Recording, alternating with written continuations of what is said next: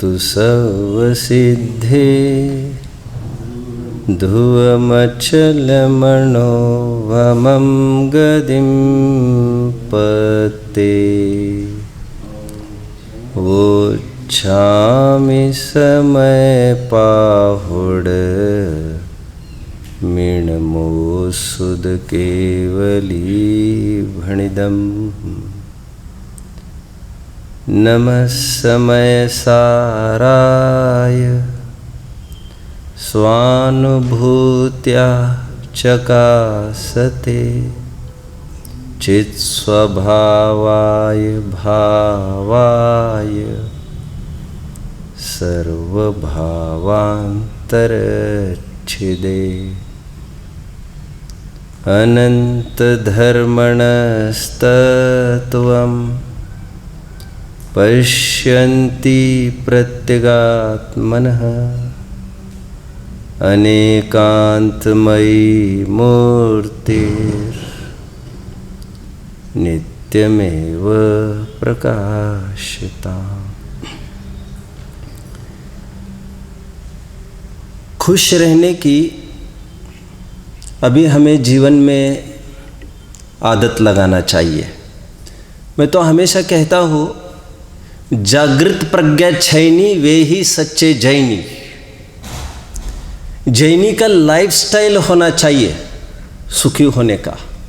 इसलिए हम प्रतिज्ञाबद्ध हो जाए कि हम जीवन में कभी भी किसी भी कीमत पर दुखी नहीं होंगे।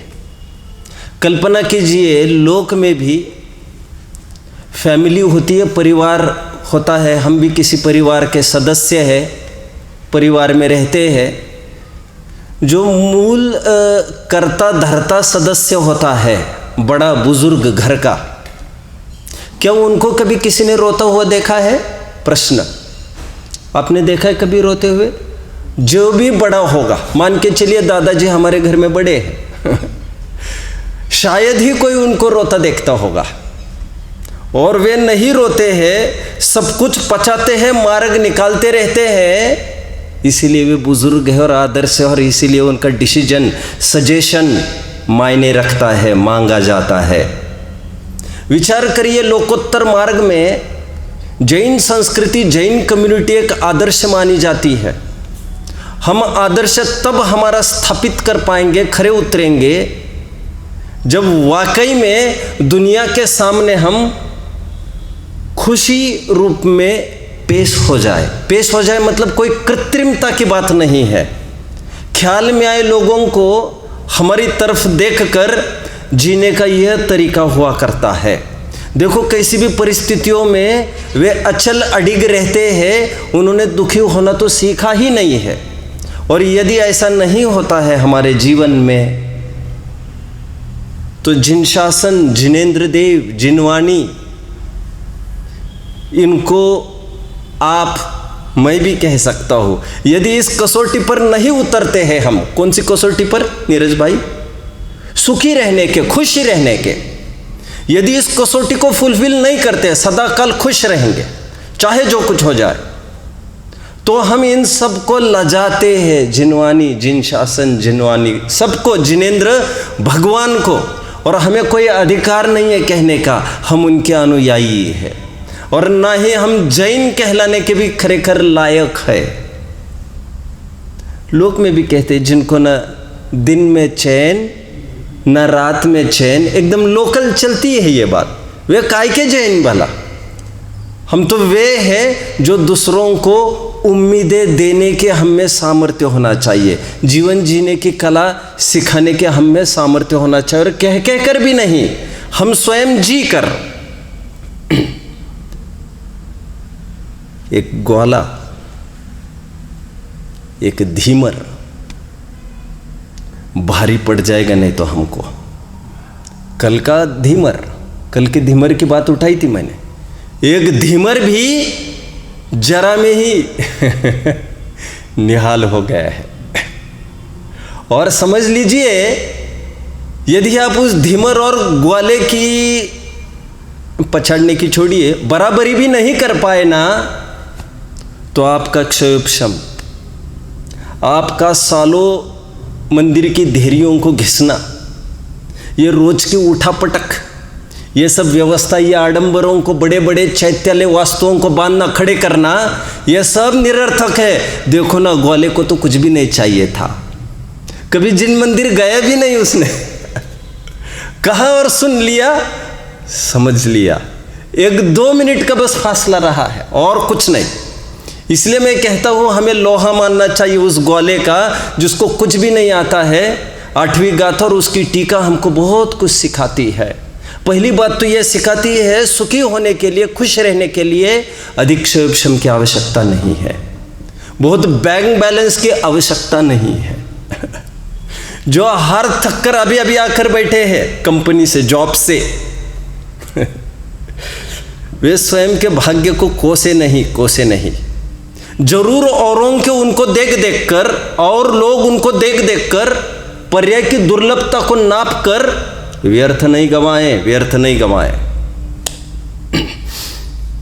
मैं बताना नहीं चाहिए ये सब बातें, लेकिन एक इंस्पायरिंग हो सकता है। इसलिए दोपहर में कभी सोने का भी विकल्प आता है मुझे, सोने का मतलब लेटने का, 5 मिनट भी, क्यों क्या मालूम कैसा उदय है लेटने का भाव आया तो ऐसा लगता है वे दरिद्री रोगी लोग जो प्रतिपल तड़प रहे हैं, परेशान हो रहे, 1-1 मिनट के लिए मोहताज है बेचारे, निरंतर काम कर रहे वे, और आज हमको ये अनुकूलता मिली है, क्या इसके लिए मिली है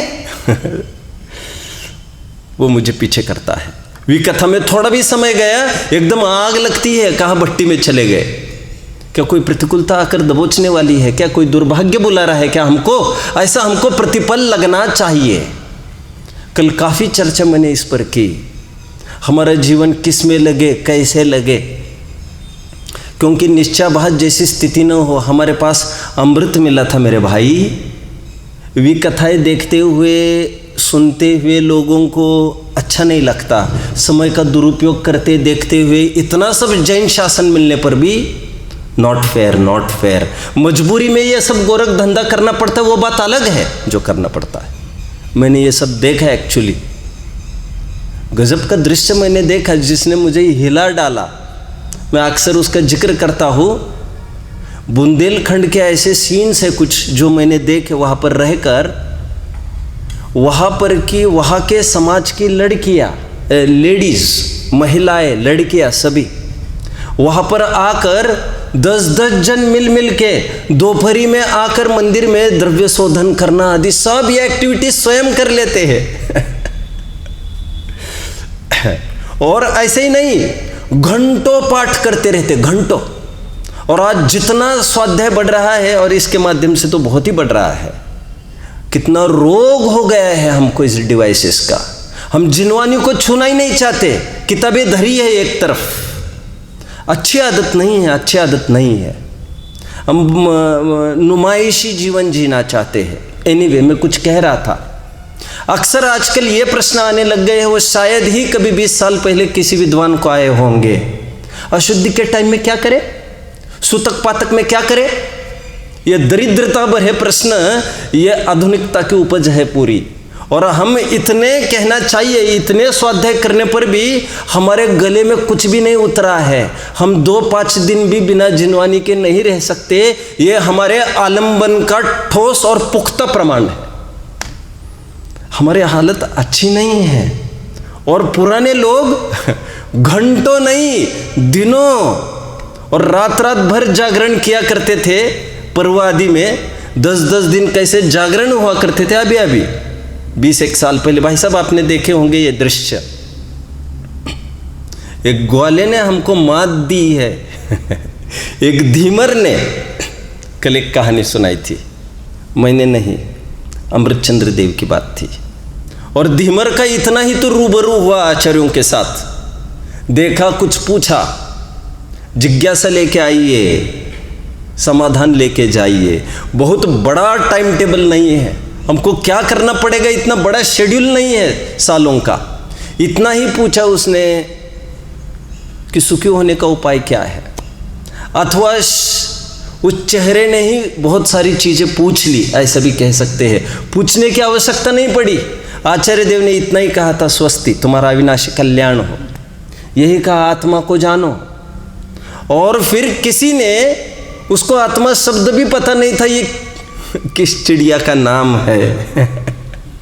अरे भैया, ये कोई चिड़िया नहीं है और ना ही असमान जाति द्रव्य पर्याय की बात चल रही है। ये तुम हो जानने वाले, जिसने ये प्रश्न अंदर से उठा है, बाहर से प्रश्न करता आत्मा नहीं है। जिसको अंदर से प्रश्न उत्पन्न हुआ, ये कौन आत्मा है? वही तू है, क्वेश्चन अराइजर, तुम हो तुम। वही पर समाधान है जहाँ से प्रश्न खड़ा हुआ है। और आचार्य देव ने सिंप्लीफाई करके इतना ही कहा था, जिसमें ज्ञान दर्शन पाया जाए वह जीव। इतना ही कहा, बोध तरंगे उछलने लग गई थी। इसलिए मुझे कहने का अवसर मिला, आवश्यकता समझी मैंने, क्या बोध तरंगे हम में उछलती है कि ये ग्राफ गिरता जा रहा है? विचारणीय है। थोड़े दिन पहले बात आई थी, आपके लिए बहुत कार्यकारी होगी। मैंने लाइफ में पहली बार आई केम अक्रॉस दिस फैक्ट। नहीं जानता था ऐसा नहीं, लेकिन bluntly I was knowing this thing. श्लोक वार्तिक के पहले अध्याय के दूसरे सूत्र का भावार्थ चल रहा है। मे भी दूसरा या तीसरे सूत्र का भावार्थ पहले ही अध्याय का, दूसरी पुस्तक श्लोक वार्तिक के। वहां पर सम्यक दर्शन की दुर्लभता का प्रकरण चल रहा है। आप सब जानते हैं, मनुष्यों की संख्या 29 अंक प्रमाण है। How much? 29 डिजिटल फिगर है मनुष्यों की, 29 डिजिटल। वैसे हाउ मेनी एग्जिस्ट टुडे? आज क्या संख्या है? हाँ, अरब? कितने अरब में है कि खरब में है? 10 अरब मान के चल सकते हैं हम। कितनी डिजिटल है ये? आई थिंक 11 डिजिटल बनेगा। एनीवे, 29 डिजिटल फिगर, 29 अंक प्रमाण कुल मनुष्य कहे है। एक सम्यक्तियों की संख्या तय है। हा हा हा, सब कुछ तय है। अभी कलश भी एक बताने ही वाले। सब कुछ तय है, सब कुछ तय है। ऐसी सहजता निर्भरता जब आती है, उसी को कहते हैं मैं जीने लग गया। और फिर ऐसा जीने वाला आदमी दूसरों को भी जीने की कला सिखाता है। कहने की अपेक्षा दूसरों को भी जीवन जीने की कला सीखने का निमित्त बनता है। ये लिव एंड लेट लिव, खरे अर्थ में ये है Jainism. Live and let live, वो नहीं है चिंटी की बचाई, इतना मात्र जैन तो नहीं है हमारा। आगे बढ़ते हैं। सम्यक्तियों की संख्या कही है 7 अरब 21 crore 99 lakh 99,997। I am not very good in mathematics, but even then थोड़ा बहुत जितना याद है बता रहा हूँ। कितनी संख्या कही सम्यक दृष्टियों की? 7 अरब 21 करोड़। आपको चाहिए नोटबुक्स, यथासंभव आपको लाना चाहिए if you want to achieve anything. That makes you stay with the subject. Anyway, आप तो जितना कर रहे हो बहुत पुरुषार्थ से कर रहे हो, खरे कर। हाँ, एक प्रवचन भी होने के बाद लोगों को ये लगता है थोड़ा सा विश्राम कर ले। और हर थक कर 12-12 घंटे होने के बाद भी जिसको लगे हमको जिनवानी सुननी है, चाहे जो कुछ हो जाए, ये है योग्यता का परिपाक। 7 अरब 21 करोड़ 99,99,997 फिगर कही है। That goes to 10 digital figure. अभी यदि रेशो बनाए आप क्रॉस मल्टीप्लिकेशन से, त्रैराशिक से आप निकालेंगे, तो you will come to a conclusion कि 100 संख में से एक सम्यक दृष्टि हो सकता है। Should I repeat what is संख? संख इज पर्टिकुलर टर्म जैनिज्म की। क्या है? इकाई, दहाई, यूनिट, टेंस, हंड्रेड्स। लिसनर सब इंग्लिश नहीं जानते होंगे, इसलिए मैं दोनों लैंग्वेज को यूज कर रहा हूं। इकाई, दहाई, सैकड़ा, हजार, 10,000। कैसे फिगर्स बताए मैं बता रहा हूं। लाख 10 लाख, करोड़ 10 करोड़, अरब 10 अरब, खरब 10 खरब,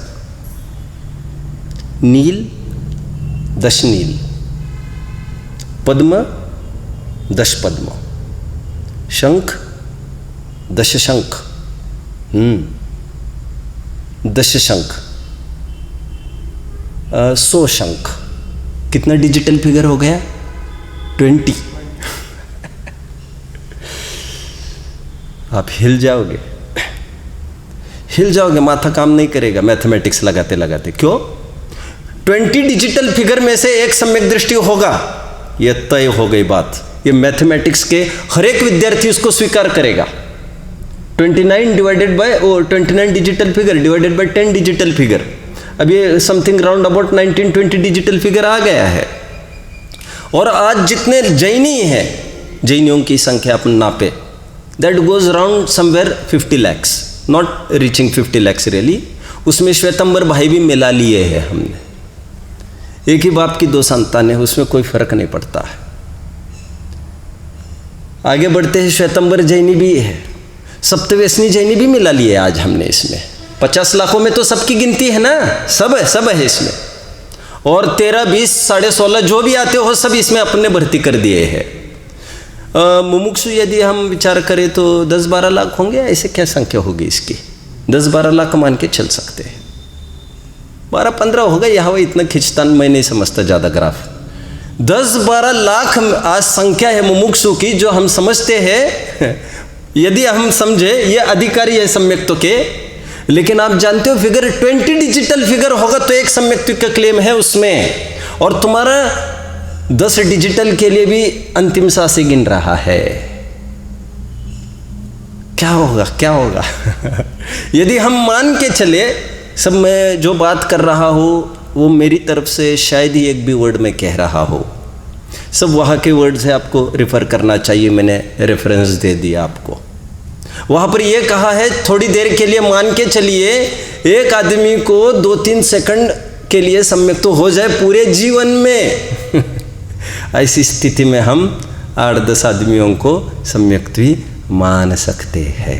क्षायक्षमिक सम्यक तो ऐसा ही होता है, बनता है, बिगड़ भी जाता है, इतना दुर्लभ है। चौथी गाथा में कहकर आए, सुध परिचिदानुभूता सब्वस्व विकाम भोग बंद कहा, और एकत्व विभक्त की कथा सुनी नहीं, ये बात नहीं है, सुनी भी है, परिचय भी इतना हुआ है, अनेक विद्वानों से चर्चा भी हो चुकी है, बट अनुभव नहीं रहा, जिसके लिए दुर्लभता बताई जा रही है सम्यक्त्व की। इसलिए जिस प्रकार से मैं तो बार बार ये सोच रहा हूं ग्वाला और धीमर घूम रहा है मेरे दिमाग में, जिसको कुछ भी नहीं आता, गद्दी पर क्या चढ़ेगा बच्चा, कुछ आना जरूरी नहीं है, क्षोभशम नहीं। बुद्धजन जी की भाषा में, बुद्धजन जी की 6 डाला, ना ही धन खर्च होए 1, ना हो किसी से लड़ना 2, ना ही दीनता होए 3, ना ही घर को परिहरना, समकित सहज स्वभाव आत्म अनुभव करना। क्या करना पड़ेगा? सब हमें कुछ नहीं करना है कोई दीनता पामरता का काम नहीं, घर छोड़ना नहीं है तुमको, किसी से लड़ाई नहीं करनी है, किसी को दान नहीं देना है, कुछ नहीं करना है, समकित सहज स्वभाव आत्म अनुभव करना। या बिन जब तप वृथा कष्ट के माही परना। 6 डाला बुद्धजन जी की, दौलत राम जी की। कुछ नहीं करना है आपको मैं आत्मा हूँ ऐसा स्वीकार करना है। कल ग्वाले ने यह स्वीकार किया है, और मैंने 3 बातें कही थी कल, पॉइंट्स। कोई रिपीट करेगा कि ये नहीं पूछकर मैं ही बोलता हूँ। जिज्ञासा से आओ, एक पहली शर्त। मैं वक्ता की नहीं कहूँगा ज़्यादा, क्योंकि वक्ता तो मिसगाइड नहीं करेंगे। मान कर चलिए थोड़ी देर के लिए, क्योंकि हम अपने एंड पर हम क्या कर सकते हैं की बात है। जिज्ञासा पूछिए, जिज्ञासा होने पर जो समाधान मिलेगा उछलना चाहिए आपको। कल बात आई थी, ग्वाले को जैसे ही पता चला रोने लग गया ग्वाला। उसको पता तू आत्मा है, ये शरीर नहीं है। जिस प्रतिकूलताओं को लेकर माथा ठोक रहा है तू, ये सब तेरी प्रतिकूलता है, हम हटा दे रहे झटके में। साहब आप हमारी प्रतिकूलता कैसे हटाएंगे? एक झटके में आप कैसे हटाएंगे? कैसे चमत्कारी बाबा है ये, हटा तो दो, हटा तो दो। दृष्टि हटाओ, दृष्टि हटाओ, यह कैसा चमत्कार है? सब हमारे तो ऐसा लगने लगे कोई प्रतिकूलता है ही नहीं। यही तो बात है ना, हमें कुछ करना पड़ता है ना तुम्हें भी तो कुछ करना है। और वैसे भी उपकार मानने लग गए, ये निहाल कर दिया आपने, कह रहा है। तीसरी बात कल मैंने कही थी, बहुत उछलने के बाद एक सावधानी हमें रखना चाहिए, वो उछाल वह उबाल क्षणिक नहीं होना चाहिए, जिसके पीछे मैंने इतना भूमिका आज पुनः स्थापित की। बाजी, हाथ में आई हुई बाजी, मुश्किलता से प्राप्त संसाधन सामग्री आदि वैसे ही नहीं चले जाए। यहाँ पर सभी निमित्ता मिले हैं। और एक समझना इसमें, चौथी इंपॉर्टेंट बात, फर्स्ट जिज्ञासा, curiosity, to understand, to know. Second respond, react करना चाहिए उस पर, आपको उसका कुछ फल मिलना चाहिए। और three, not to give up, to be persistent, बने रहो, हटो नहीं। हमारा ग्राफ उतरता नहीं दिखना चाहिए। 10 साल पहले हमारे धर्म में अच्छे थे, अभी थोड़ा सा ऐसा, ठीक है हम इतना करते उतना, छोड़िए इन फिजूल बातों को। 3 बात,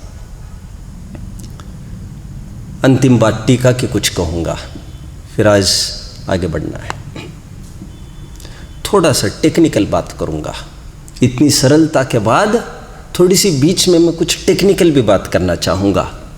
जयसेन स्वामी को विचारिए, जयसेन स्वामी के दिमाग में अभी भी ज्ञान दर्शन चारित्र ऐसा न बोलकर, हमारा बहुत हम कश्मकश में थे बहुत टाइम से, 2-4 दिन से, कि ज्ञान दर्शन चारित्र में क्या लेना चाहिए,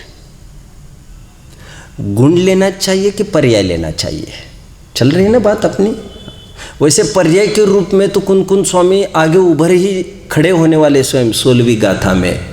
लेकिन ज्ञान दर्शन का अर्थ, ज्ञान दर्शन चारित्र का अर्थ, भले ही गुण भेद कहकर, धर्म आदि कहकर जयसेन स्वामी पीछे बोल चुके थे, लेकिन इस टीका में उन्होंने साफ साफ एक बात कर दी है जो विचारणीय है।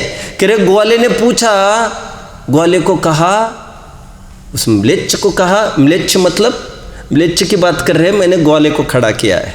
आपके दिमाग में और कुछ बात दूसरी न घुस जाए, मुसलमान वगैरह, ये कोई बात नहीं है। लोग कहने वाले तरह तरह की बातें करते हैं, अनारे, फिर जिसको ये भाषा नहीं आती वो भाषा, अरे ये कहा कि कौन सी बात लाई तुमने?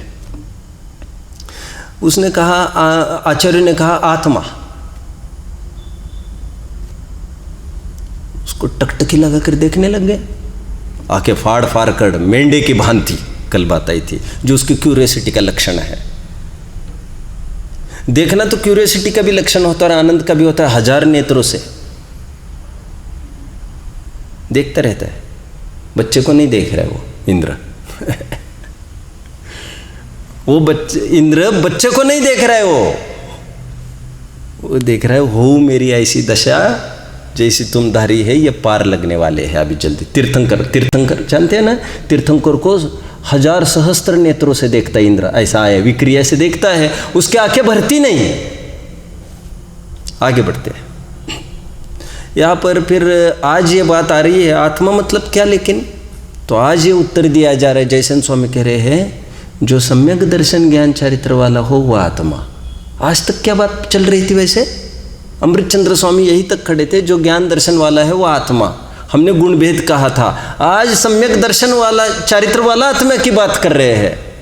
साफ साफ पर्रे की तरफ ढलती दिख रही है। एनीवे मैं फिर से क्लियर करूंगा, 9वीं 10वीं गाथा में तो इसको लेकर खड़ा होना ही है अपने को। मजबूत भूमिका में जमा रहो आगामी 2 गाथाओं की, कि निर्मल पर्याय और गुण, इन दोनों को एकार्थवाची के रूप में प्रयोग करते देखने में आता है। क्या कहा मैंने? अब ज्ञान कहकर वो निर्मल पर्याय भी हो सकती है, वो गुण भी हो सकता है, दोनों को एकार्थवाची माना जाता है। निर्मल पर्याय इसीलिए बताई जाती है क्योंकि उसमें एक प्रेरणा भी है, एक मोटिवेशन भी है। काय की प्रेरणा है कि इसको ग्रहण करो। सम्यक दर्शन ज्ञान चारित्र को ग्रहण करने वाला जीव ही खरे अर्थ में जीव है, स्वसमय, और you can achieve that thing.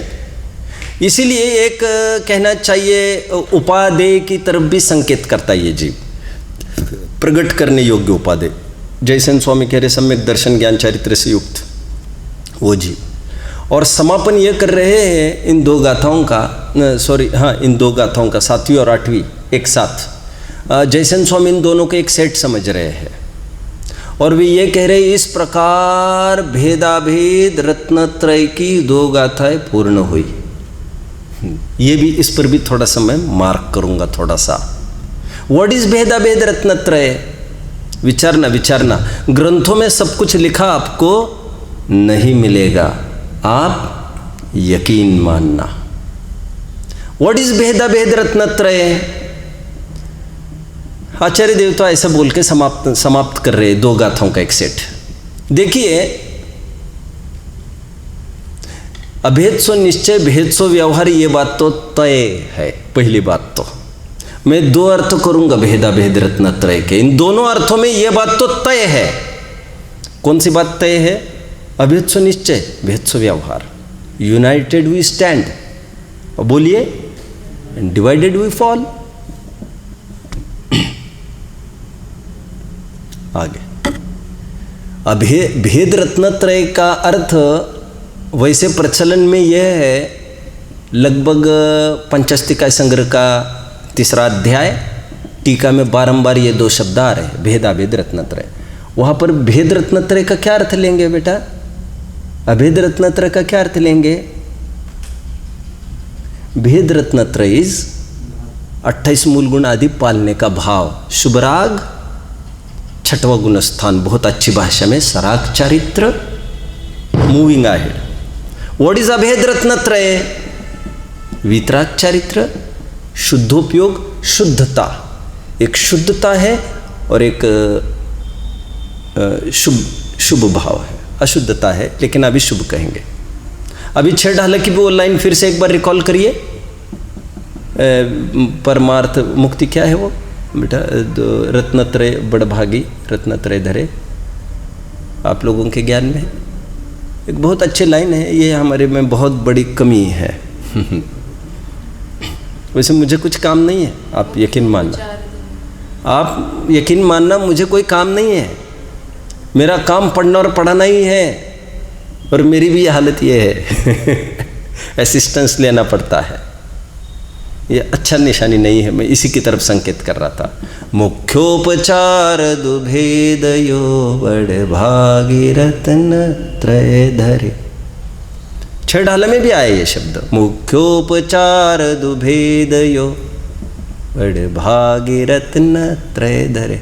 मुख्य रत्नत्रय और उपचार के रत्नत्रय, इन दोनों को धारते उसी को कहते मुनिराज भेदाभेद रत्नत्रय से युक्त होते हैं। 6वें 7वें में झूलते रहते। मुनि का परिचय ऐसा कराया जाता है। मोक्ष मार्ग का प्रकरण है, वहां पर भेदाभेद रत्नत्रय वाला मोक्ष मार्ग होता है, ऐसा वहां पर बोला है पंचस्तिका संग्रह के समापन में। लगभग सब जगह ये टोन है।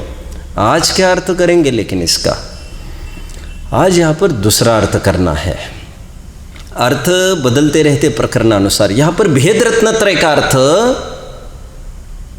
गुण भेद, बहुत लेना हो पर्याय भेद भी ले सकते हैं।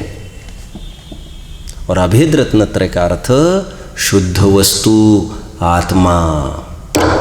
वह मोक्ष मार्ग का प्रकरण था पहली विवक्षा का, यह वस्तु स्वरूप का प्रकरण है। कितने जन फॉलो कर रहे हैं मुझे? Are you getting? If not getting, what should you do? You should try to get. If you not get, what should you do? What are you supposed to do? You should try to get. समझ में नहीं आ रहा है तो समझने का प्रयास करना चाहिए।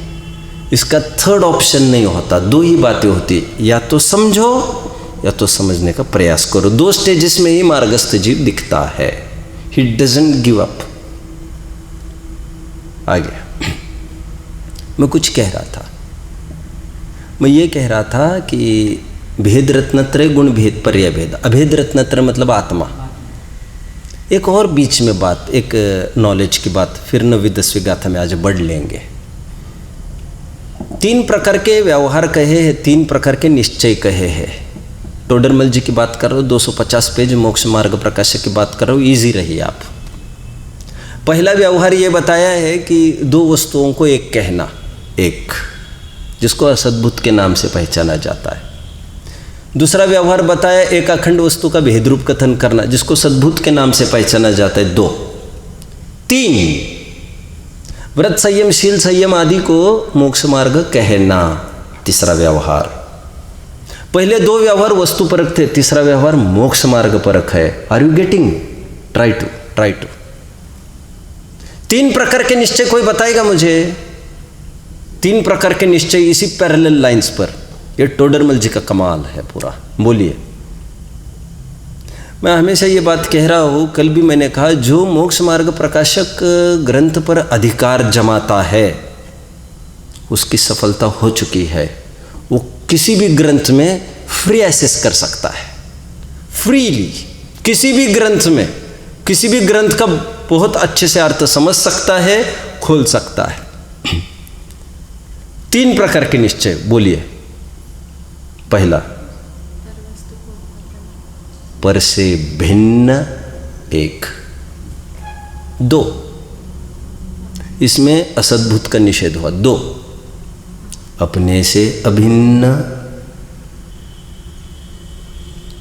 इसमें सद्भुत का निषेध हुआ, गौण हुआ। 2 निश्चय जिसको शुद्धता का अर्थ किया ही जा रहा था इतना टाइम। तीसरा निश्चय स्थिरता वितरागता को मोक्ष मार्ग कहना। 3 निश्चय हो गए।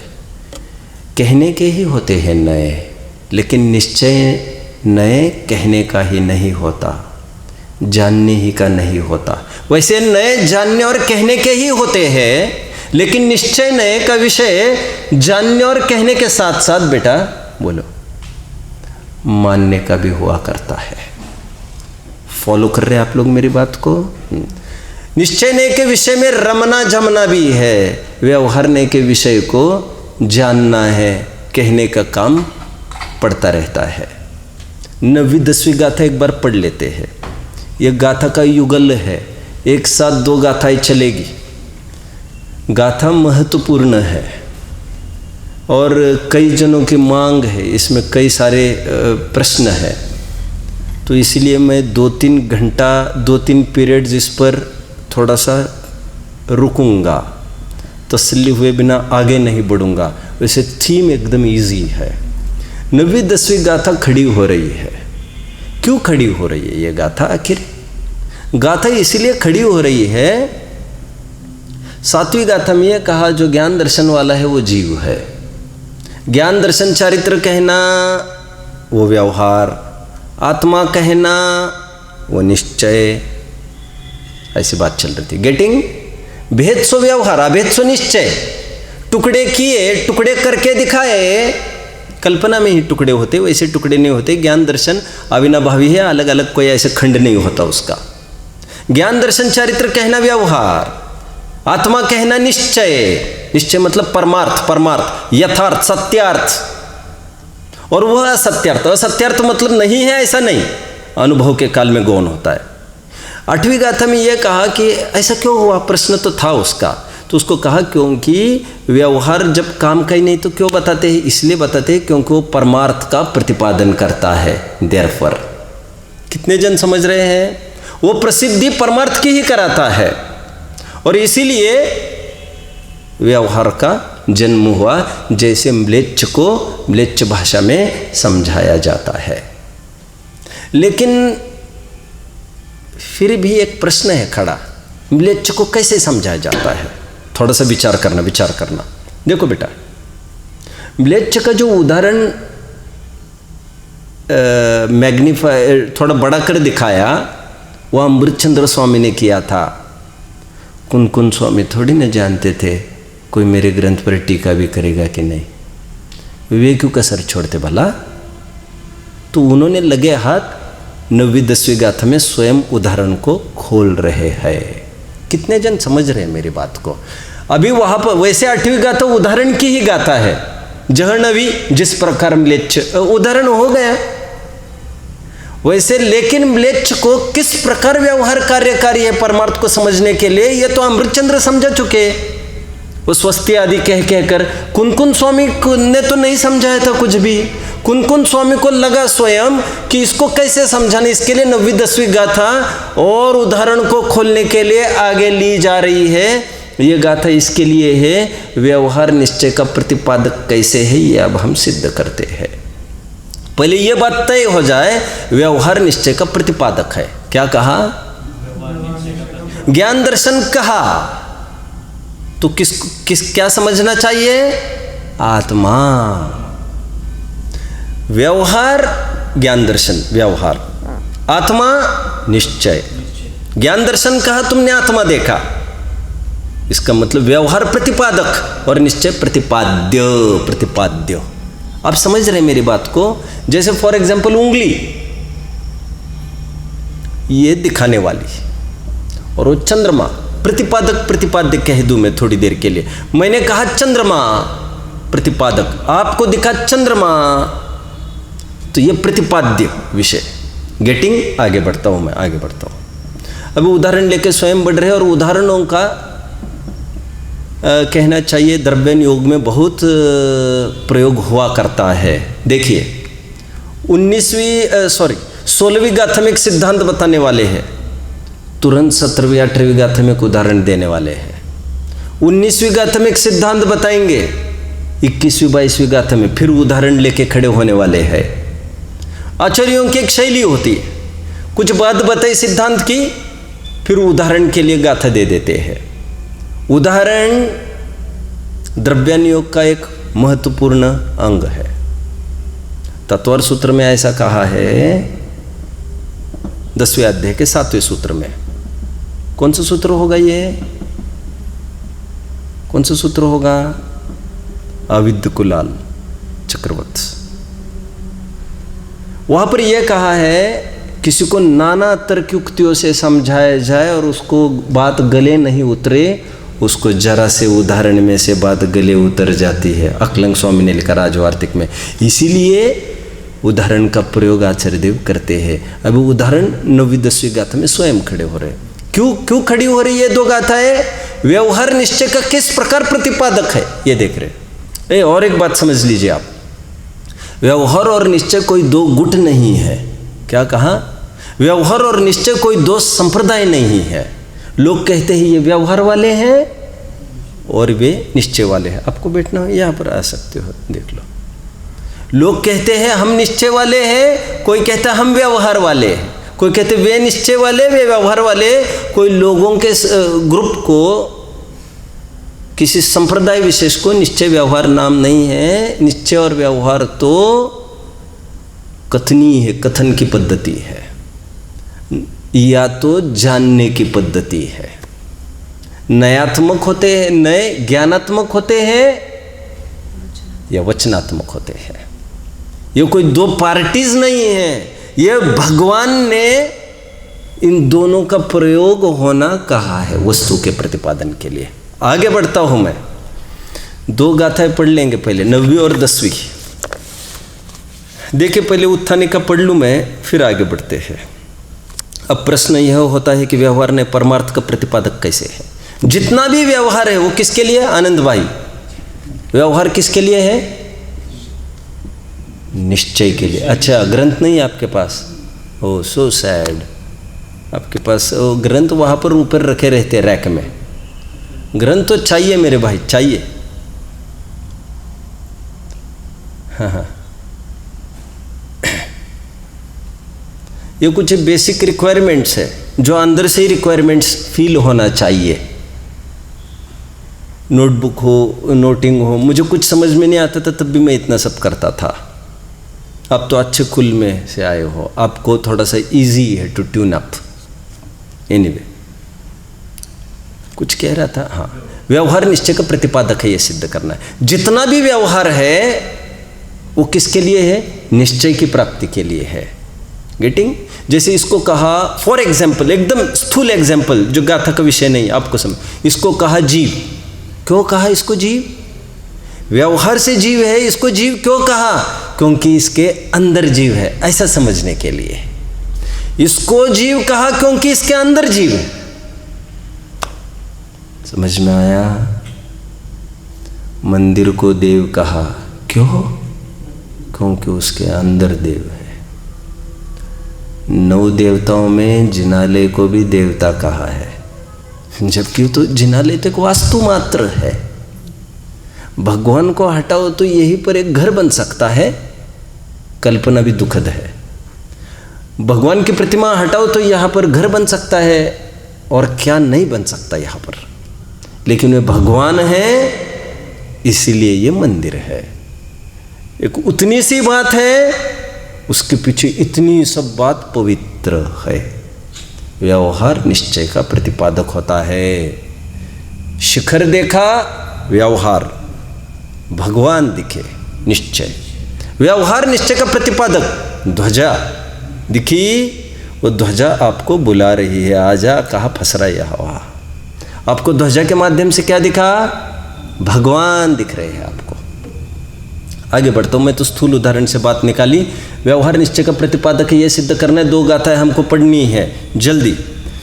जो हि सुदेन हि गच्छति अपाणमिनं तु केवलं शुद्धं तं सुद केवलिमिसिनो भणन्ति लोयप्पदी वयरा। जो सुदनानं सौवं जानदि सुद केवलिं तमाहुजिना नाणम् अप्पासवं जम्हा सुद केवली तम्हा।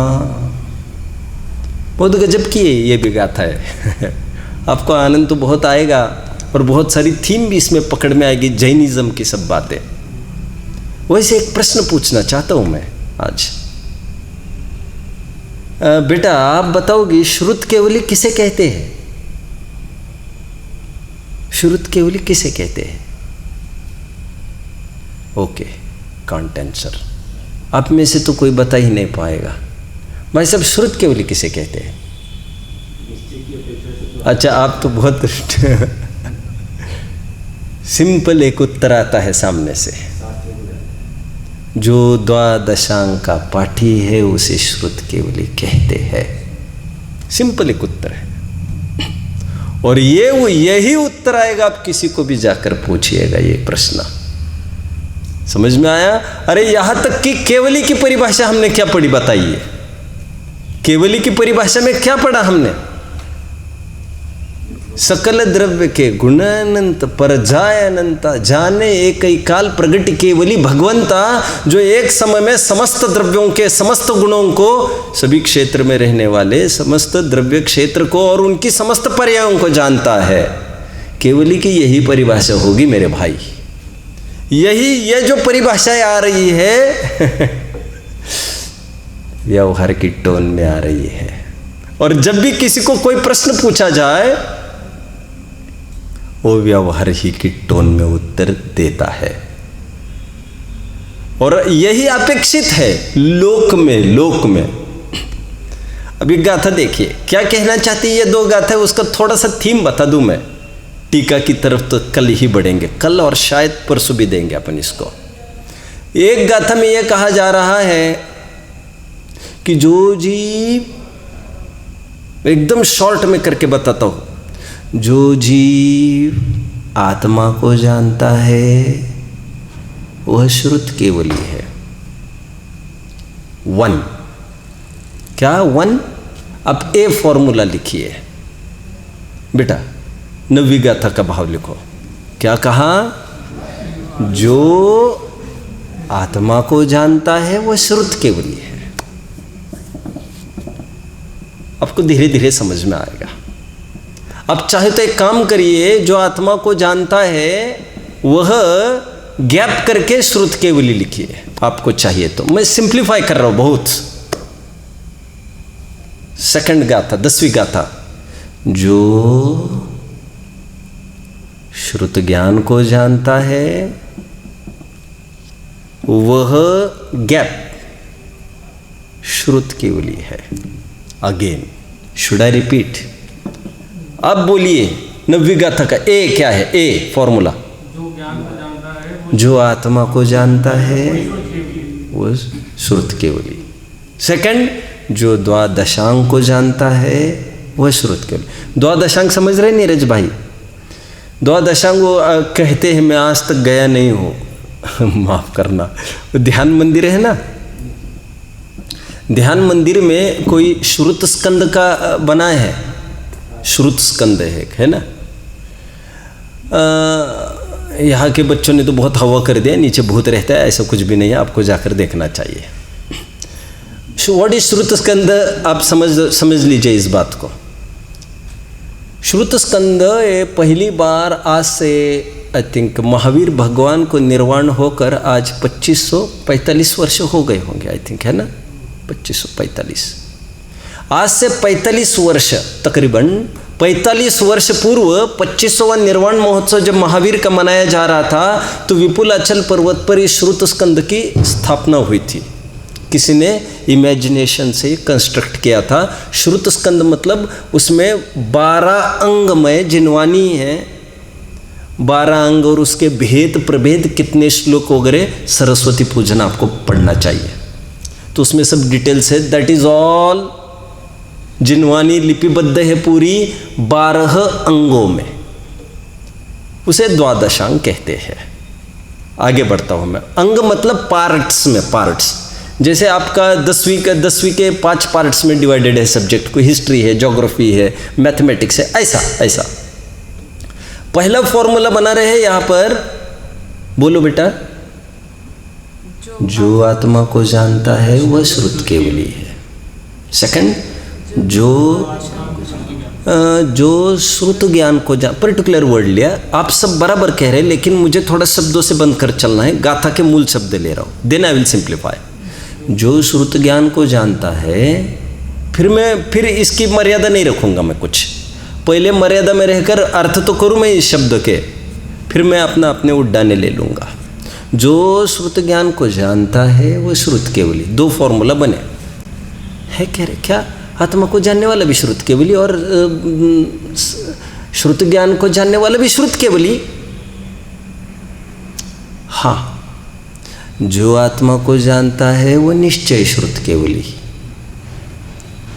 और जो सर्वश्रुत को जानता है, श्रुत ज्ञान को जानता है, वह व्यवहार श्रुत केवली। व्यवहार और निश्चय वहां पर प्लेस कर दो अभी वर्ड्स। हम ऐसा भी कह सकते हैं इसको, जो आत्मा को जानता है उसको निश्चय नय से श्रुत केवली कहते हैं, और जो श्रुत ज्ञान को जानता है उसे व्यवहार नय से उसे श्रुत केवली कहते हैं। आप समझ रहे हैं अभी?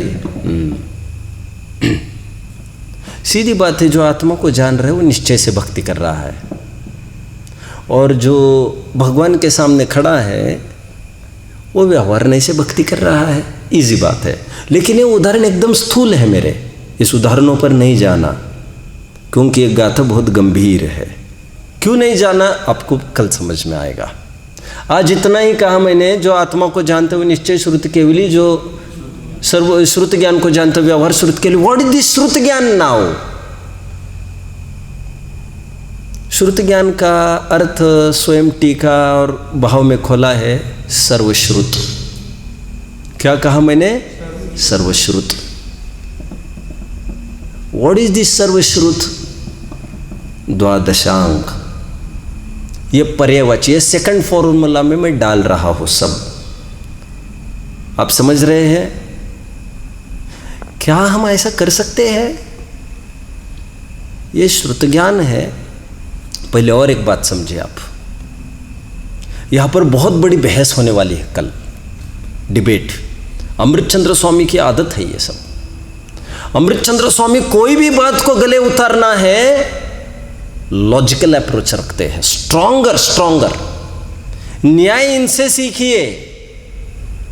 मैं सैंपल दिखाता हूँ 2 मिनट में, फिर 2 मिनट में ही बस करके कल ही कंटिन्यूएशन में आएगा। टॉपिक थोड़ा उठाने में भारी है। आपको उठाने में और थोड़ा भारी लग सकता है। मैं कुछ कह रहा था, न्याय से सिद्ध करते हैं।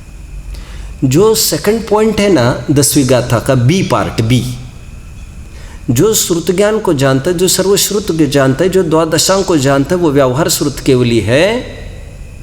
व्हाट इज दिस द्वादशांग आफ्टर ऑल? क्या कहा? व्हाट इज दिस सर्वश्रुत? व्हाट इज दिस श्रुत ज्ञान? तो कहते हैं ये श्रुत ज्ञान मतलब तुम क्या समझे अभी? द्वादशांग मतलब तुम क्या समझे अभी? वैसे आप लोग क्या समझे? मैं आपको पूछता हूं, आप लोग क्या समझे? जिनवानी मतलब क्या समझे? सॉरी, जिनवानी समझे ना आप? जिनवानी समझे ना? जिनवानी में भी क्या समझे आप जिनवानी में यही समझे ना जो यहाँ पर रैक में लगी है, जो वहाँ पर रैक में भरी है, यही तो आपने समझा ना। जो दुनिया भर की लाइब्रेरीज में भरी है लाखों की तादाद में, जिनको जलाने में कितना टाइम लगा कह रहे हैं? मेरे पास एक रिपोर्ट है जो आज फ्रांस में, अमेरिका में, लंदन में कितनी कितनी जिनवानी है उसका पूरा मेरे पास विवरण है। उसमें ये लिखा है जो अभी टाइप नहीं हुई है, किसी ने देखी नहीं है, टच नहीं की है, ऐसी पांडुलिपियाँ 50,000 से कम तो कोई भी देश दावा नहीं कर रहा है। जो 10-12 देश है leading, France, America, Germany, England और भी कंट्रीज है, 50,000 से कम जो अनटच्ड पीस है, सब दावा कर रहे हैं हमारे पास इतना है। वो अपने पास ग्राफ ही है पूरा, कहाँ पर कितनी है, और जितनी प्रकाशित है आज वो लाखों की तादाद में एक एक जन ने मार्क किया है। इसीलिए मैंने कभी आपको बताया था, फ्रांस ने बीच में यह दावा किया था कि जैनियों के जितने ग्रंथ भारत में हैं उससे कम हमारे पास नहीं निकलेंगे। इसीलिए 8-10 साल पहले एक मुनिराज ने कही, एक ग्रंथ का नाम पढ़ा और उसकी विषय वस्तु पढ़ी तो उनको इतना हिलोर आया, तो उनको लगा ये ग्रंथ कैसे मिल सकता है, कैसे मिल सकता है, कैसे मिल सकता है। उन्होंने सभी पत्रिकाओं में डाल दिया जो देश विदेश में भी जाती है। एंड टू योर सरप्राइज, 10 साल पहले, to your surprise, France turned up. France ने कहा यह ग्रंथ हमारे पास है। फिर उसकी वैल्यू एक ग्रंथ की हमको 5-10 लाख देनी पड़ी और बहुत सस्ता सौदा मानकर उछलते गाते बजाते उसको विराजमान किया, तुम्हारे हमारे लिए, पढ़ने के लिए, सजाने के लिए नहीं। कुन भारती में है वो ग्रंथ। एनीवे, प्रवचन सार जो यहाँ पर आज रैक में शोभा को पा रहा है, ये प्रवचन सार ग्रंथ कभी A.N. Upadhyay, who is A.N. Upadhyay? Adinath, Neminath है सब भगवान। नेमिनाथ के पिताजी कौन? आदिनाथ, सॉरी उल्टा बोला। A.N. उपाध्याय ये कोल्हापुर के राजाराम कॉलेज के प्रिंसिपल रहे, प्राकृत विभाग के। मैं, आप तो जानते होंगे, मैं तो इतना नहीं जानता। वे जब विदेश में जाते थे कुछ लेक्चर्स के लिए, होंगे आज से काफ़ी टाइम, 60-70 साल पहले की बात होना चाहिए, कम से कम 17 से। तो उसमें जब जाते थे तब उनको वहाँ पर कुन स्वामी का साहित्य पढ़ाया जाता है, ऐसा पता चला। कह रहे ये प्रवचन सार ये कौन सा ग्रंथ है? तो प्रवचन सार उनको वहाँ पर दिखा। सो आज यहाँ पर है प्रवचन सार ग्रंथ, नाम सुना है? ये वहाँ पर था। ऐसी कितनी विभूतियाँ हैं हमारे। ये खेद करने का समय नहीं है, ये वैभव दिखाने के लिए बस है। मुझे तो ये कहना है, क्या मैंने जब ये कहा दूसरे रूल में कि जो श्रुत ज्ञान को जानते हैं वो श्रुत के लिए आपको श्रुत ज्ञान के नाम पर, सर्वश्रुत ज्ञान के नाम पर, शास्त्र ज्ञान के नाम पर, जिनवानी मैंने नहीं बोला था, द्वादशांग के नाम पर, जिनवानी तो बोलना ठीक नहीं अभी, के नाम पर आपको रैक में भरी भंडारों में दिखी जिनवानी ही दिखी ना, और वो नहीं दिखना चाहिए आपको, क्योंकि आचार्य देव कहते हैं हमारा उसकी तरफ संकेत नहीं है, वो सब पुद्गल है। हमारा श्रुत ज्ञान कहकर अपने ही ज्ञान की पर्रे की तरफ संकेत है, क्योंकि वो चेतन है। शेष चर्चा कल। ओम नमः।